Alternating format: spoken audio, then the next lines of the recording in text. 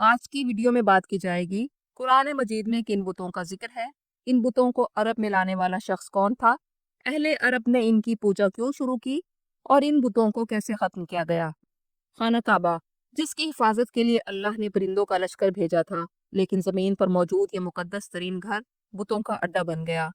خانہ کعبہ میں 360 بتوں کا قبضہ تھا، جن میں سب سے بڑا اور مقدس بت ہبل کو سمجھا جاتا تھا، جسے خانہ کعبہ کے اندر رکھا گیا تھا، جبکہ طائف میں رکھی گئی دیوی لات عرب کی طاقتور ترین دیوی سمجھی جاتی تھی۔ مکہ کے قریب نخلا کے مقام پر عزا محبت اور جنگ کی دیوی تھی۔ مکہ اور مدینہ کے درمیان منات کو تقدیر اور موت کی دیوی سمجھا جاتا تھا۔ اس کے علاوہ قرآن میں ان 5 بتوں کا بھی تذکرہ ہے جو قوم نوح کے نیک لوگوں کے ان کی قوم نے بنائے تھے، اور یہ قدیم اور وسیع پیمانے پر پوجے جانے والے بت تھے۔ ان میں دومت الجندل کے قریب ود نامی بت کو محبت اور دوستی کا خدا سمجھا جاتا تھا۔ مدین کے قریب بت سوا قدیم عرب قبائل کی دیوی تھی، جو عورت کے مجسمے کی شکل میں تھا اور عورتوں کی سرپرست دیوی سمجھی جاتی تھی۔ عورتیں خوبصورتی اور اولاد کے لیے ان کے سامنے نظر پیش کرتی تھی۔ گھوڑے کی شکل والا بت یعوق حفاظت کا خدا تھا، جبکہ سبا کے علاقے کا یسر علم و حکمت کا دیوتا سمجھا جاتا تھا، جس کی شکل عقاب جیسی تھی۔ روایات کے مطابق یہ 5 نیک لوگوں کے بت تھے جو قوم نوح میں اللہ کے بہت فرمانبردار بندے تھے۔ ان کے مرنے کے بعد لوگوں نے ان کی یاد میں مجسمے بنا لیے۔ شیطان نے انہیں سمجھایا کہ یہ تمہیں اللہ کی یاد دلائیں گے، لیکن وقت کے ساتھ ساتھ لوگ انہی کو پوجنے لگے اور یوں شرک کی ابتدا انہی بتوں سے ہوئی، جسے قرآن مجید میں سورۃ نوح کی آیت نمبر 23 میں یوں بیان کیا گیا: اور انہوں نے کہا اپنے معبودوں کو ہرگز نہ چھوڑو، نہ ود کو، نہ سوا کو، نہ یغوث کو، نہ یعوق کو اور نہ نصر کو۔ یہ بت نسل در نسل چلتے آئے اور عرب تک آ پہنچے۔ حالانکہ عربوں کی اصل بنیاد توحید پر تھی، اور یہ وہ سرزمین تھی جہاں بیت اللہ موجود تھا، اور عرب صرف اللہ کی عبادت کرتے تھے اور کعبہ کو خالص توحید کا گھر سمجھتے تھے۔ بعض مورخین کے مطابق مکہ کا حاکم عمرو بن لوہی وہ پہلا شخص تھا جس نے سب سے پہلے دین اسماعیل کو بگاڑا۔ یہ خزاعہ قبیلے کا سردار اور مکہ کا حاکم تھا۔ روایات کے مطابق یہ شخص شام کے سفر پر گیا، جہاں اس نے اہل شام کو بتوں کی عبادت کرتے دیکھا۔ اس نے پوچھا یہ کیا ہے؟ انہوں نے کہا یہ ہمارے معبود ہیں، جن کے ذریعے ہم بارش اور برکت مانگتے ہیں، اور ہم ان کے ذریعے اللہ کے قریب ہوتے ہیں۔ عمرو بن لوہی نے متاثر ہو کر ان سے ایک بت لے لیا اور اسے مکہ لا کر کعبہ کے اندر نصب کر دیا۔ یہی تھا پہلا بت ہبل، جس سے خانہ کعبہ میں شرک کی بنیاد رکھی گئی۔ جب اسے مکہ لایا گیا تو لوگ اس کے سامنے قربانیاں دینے لگے۔ یہ سرخ عقیق کا بنا ہوا انسانی شکل کا ایک مجسمہ تھا، جس کا دایاں بازو ٹوٹا ہوا تھا۔ تو قریش مکہ نے اس کے لیے سونے کی بازو بنوائی، اور اس کے ہاتھ میں 7 یا 10 لکڑی کے تیر تھے جن سے فال نکالی جاتی تھی، اور ان تیروں پر اس طرح کے الفاظ لکھے جاتے تھے کہ یہ کام کرو، نہ کرو، چھوڑ دو۔ تمام قریش ہبل کے پجاری تھے اور اپنے اہم کاموں میں ہبل سے فال نکالتے اور اس کے نام پر قربانیاں دیتے، اور اپنے بچوں کے نام اس کے نام پر رکھتے تھے۔ جنگ احد کے موقع پر جب قریش کو وقتی کامیابی ملی تو ابو سفیان نے پہاڑ کے نیچے سے بلند آواز میں نعرہ لگایا: ہبل بلند ہو گیا۔ یہ ان کی کامیابی کا نعرہ تھا، جس کے جواب میں نبی کریم صلی اللہ علیہ وآلہ وسلم نے صحابہ کرام سے فرمایا کہ کہو اللہ سب سے بلند اور سب سے عظیم ہے۔ جب نبی کریم صلی اللہ علیہ وآلہ وسلم 8 ہجری میں مکہ میں فاتح بن کر داخل ہوئے تو آپ نے طواف کرتے ہوئے اپنے عصا سے ہر بت کی طرف اشارہ کرتے ہوئے فرمایا: حق آ گیا اور باطل مٹ گیا، بے شک باطل مٹنے والا ہی ہے۔ آپ نے ہبل کی طرف اشارہ کیا، وہ گر گیا، اور بعض روایات کے مطابق آپ نے اپنے دست مبارک سے اسے گرایا۔ پھر حضرت علی رضی اللہ عنہ کو حکم دیا کہ وہ اسے توڑ دیں۔ شیر خدا نے اس بت کو پاش پاش کر دیا، اور بعض روایات کے مطابق اس کے سونے کے حصے کو بیت المال میں جمع کر دیا گیا۔ عرب میں بت پرستی شروع کرنے والا شخص عمرو بن لوہی کے بارے میں رسول اللہ صلی اللہ علیہ وآلہ وسلم نے فرمایا: میں نے عمرو بن لوہی کو جہنم میں اپنی آنتیں گھسیٹتے ہوئے دیکھا۔ عرب کے 3 مشہور اور بڑے بت لات، عزا اور منات تھے، جن کا ذکر قرآن مجید میں سورۃ نجم میں آیا: کیا تم نے اللات، عزا اور تیسری منات کو دیکھا ہے؟ یہ وہ 3 دیویاں تھیں جنہیں اہل مکہ اور اہل طائف خدا کی بیٹیاں اور سفارش کرنے والی ہستیاں سمجھتے تھے۔ لات یا اللات کا بت شہر طائف میں واقع تھا، اور طائف کا سب سے طاقتور قبیلہ ثقیف اس کی پرستش کرتا تھا۔ اللات کا معبد طائف کے مشہور علاقے نخلا میں ایک سفید چمکدار پتھر پر بنایا گیا تھا۔ لات یا اللات کو بارش اور زرخیزی کی دیوی سمجھا جاتا تھا۔ لوگ اس کے گرد طواف کرتے، اس کے نام پر جانور قربان کرتے تھے۔ عورتیں خاص طور پر لات کے سامنے زیور، کپڑے اور خوشبو نظر کرتی تھی۔ جنگ سے پہلے لوگ اس کے پاس آ کر برکت اور نصرت کی دعا کرتے تھے۔ عرب کے بہت سے لوگ اسے اللہ کی بیٹی مانتے اور کہتے کہ ہم ان کے ذریعے اللہ کے قریب ہوتے ہیں۔ مکہ کے لوگ بھی حج کے دوران اور دوسرے موقعوں پر اس کی زیارت اور پوجا کے لیے طائف جاتے۔ اس کی پوجا صرف عرب تک محدود نہ تھی، بلکہ اس کے نام کے سکے موجودہ اردن کے آثار قدیمہ سے بھی ملے ہیں، جس سے اس کی وسیع علاقے میں پرستش کا پتہ چلتا ہے۔ جب 8 ہجری میں مکہ فتح ہوا اور پورے عرب میں توحید کا پیغام پھیلنے لگا تو طائف کے قبیلہ ثقیف کے لوگ اسلام قبول کرنے سب سے آخر میں آئے۔ انہوں نے نبی کریم صلی اللہ علیہ وآلہ وسلم سے کہا، ہم اسلام قبول کرتے ہیں مگر اللات کو نہ توڑا جائے۔ لیکن نبی کریم صلی اللہ علیہ وآلہ وسلم نے فرمایا، اسلام اس وقت مکمل ہوگا جب اللات بھی مٹا دی جائے گی۔ پھر رسول اللہ نے حضرت مغیرہ بن شعبہ اور حضرت خالد بن ولید کو طائف بھیجا کہ وہ اللات کے بت کو توڑے۔ حضرت مغیرہ بن شعبہ رضی اللہ عنہ نے کلہاڑا اٹھایا اور اس بت کو تباہ کر دیا۔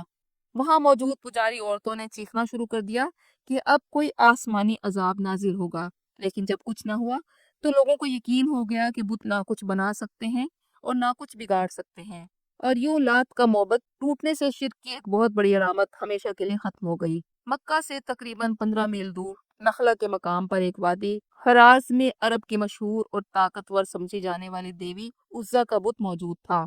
عزا عربی زبان کے لفظ عزیز سے ماخوذ ہے، جس کے معنی ہے زبردست، غالب یا عظمت والی۔ یہ بت درختوں کے ایک باغ کے اندر موجود تھا اور یہ ایک پراسرار اور مقدس جگہ سمجھی جاتی تھی۔ عزا کا بت پتھر سے بنایا گیا تھا اور بعض روایات کے مطابق بنو شیبان بن حجیر قبیلہ نے 3 بڑے درختوں کو مقدس بنا رکھا تھا۔ روایات کے مطابق یہ درخت سمر کے تھے، جو عرب کے خشک علاقوں میں قدرتی طور پر اگنے والا مضبوط درخت ہے۔ یہ ببول کی قسم کا درخت ہے جس میں کانٹے ہوتے ہیں اور اس کے پتے کڑوے اور کسیلے ہوتے ہیں، اور یہ درخت موسم کی شدت کو برداشت کر سکتا ہے۔ بعض روایات کے مطابق یہ درخت تکون کی شکل میں تھے اور عزا ان کے درمیان نصب تھی، اور ان درختوں کے نیچے قربانیاں دی جاتی تھیں، نذریں چڑھائی جاتی تھیں، اور لوگ سمجھتے تھے کہ یہی دیوی ان کی فتح اور نصرت کی ضامن ہے۔ عرب جب جنگ کے لیے نکلتے تو کہتے، یا عزا ہمیں فتح عطا کر، اور اگر شکست ہوتی تو کہتے، عزا ہم سے ناراض ہو گئی۔ جب مکہ فتح ہو گیا تو رسول اللہ صلی اللہ علیہ وآلہ وسلم نے خانہ کعبہ میں موجود تمام بتوں کو توڑنے کا حکم دیا، لیکن مکہ کے آس پاس کے بڑے بڑے بت ابھی باقی تھے، لات طائف میں، منات قدید میں، اور عزا نخلا میں۔ رسول اللہ صلی اللہ علیہ وآلہ وسلم نے حضرت خالد بن ولید کو حکم دیا کہ وہ نخلا جائیں اور وہاں قریش اور بنو کنانہ کے بت عزا کو توڑ دیں۔ حضرت خالد بن ولید 25 رمضان المبارک کو 30 فوجیوں کے ساتھ نخلا روانہ ہوئے۔ جب آپ نخلا پہنچے تو وہاں 3 بڑے سمر کے درخت تھے۔ ان کے نیچے مشرکین کی طرف سے کی گئی قربانیوں کا خون اور بت موجود تھا۔ خالد بن ولید نے درختوں کو کاٹ دیا اور بت کو پاش پاش کر دیا۔ لوگوں کے دلوں میں ابھی تک عزا کا خوف تھا۔ وہ سمجھتے تھے کہ جو کوئی اس کے درختوں کو نقصان پہنچائے گا وہ فوراً ہلاک ہو جائے گا، لیکن ایسا کچھ نہ ہوا۔ خالد بن ولید واپس آئے اور رسول اللہ صلی اللہ علیہ وآلہ وسلم کی خدمت میں حاضر ہو کر کہا، یا رسول اللہ، عزا تباہ ہو گئی۔ اور ابن کثیر کی روایت کے مطابق رسول اللہ صلی اللہ علیہ وآلہ وسلم نے جواب دیا، خالد، ابھی تم نے کچھ نہیں کیا، ابھی کچھ باقی ہے، واپس جاؤ۔ حضرت خالد بن ولید دوبارہ نخلا پہنچے۔ اس بار منظر بدل چکا تھا۔